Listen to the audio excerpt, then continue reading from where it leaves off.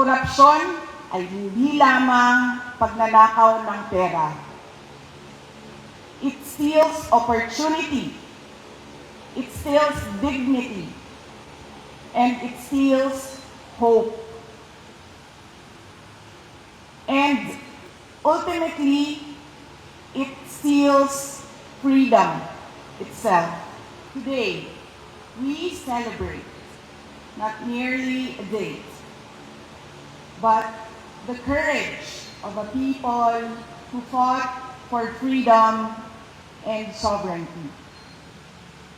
Noong Hunyo 12, 1898, sa Kawit, Cavite, ipinahayag ni Pangulong Emilio Aguinaldo ang pagsilang ng isang malaya at nagsasariling bansang Pilipinas. Matapos ang mahigit 300 taon ng pananakop.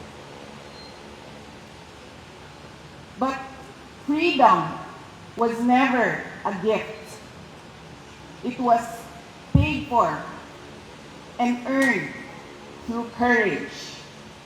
It was paid with Filipino grit and bravery.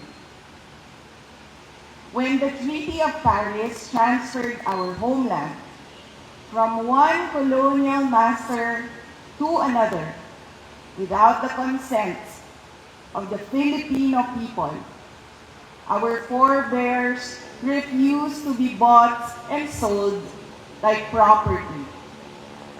Pinili nila ang paglaban kaysa pagsuko, ang dangal kaysa pagpapasakop.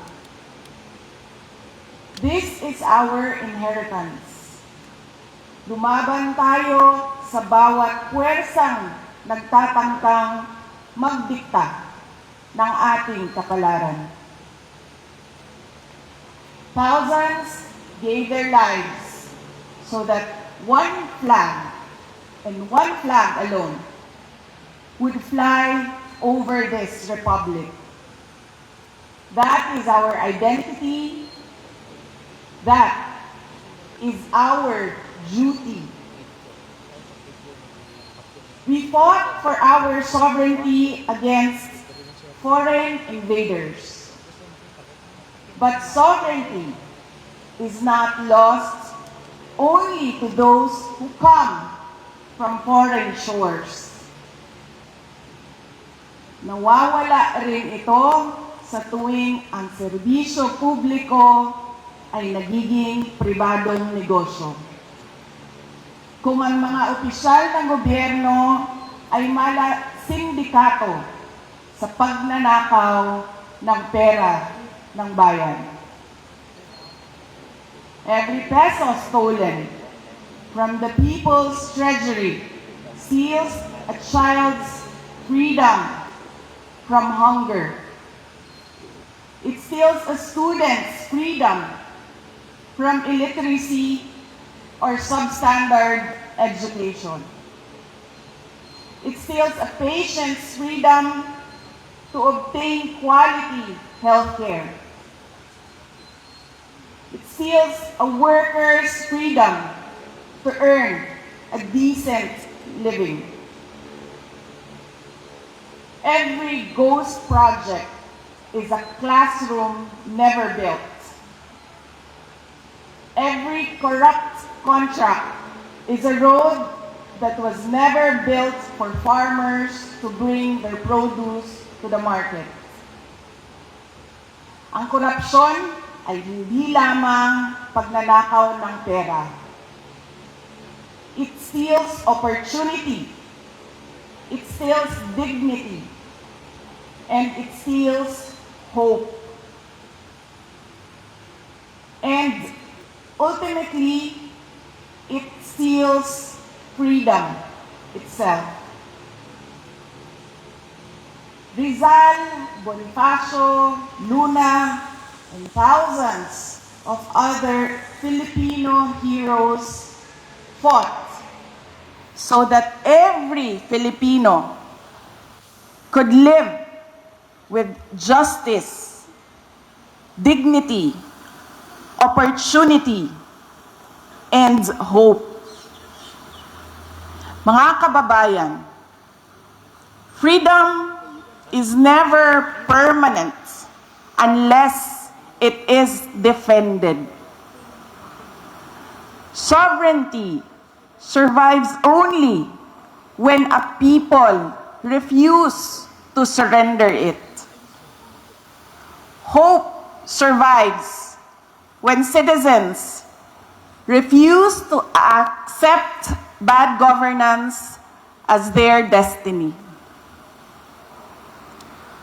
Hope survives when citizens act together, have their voices heard, demand what our heroes fought so gallantly for: the right of every Filipino to a dignified human life.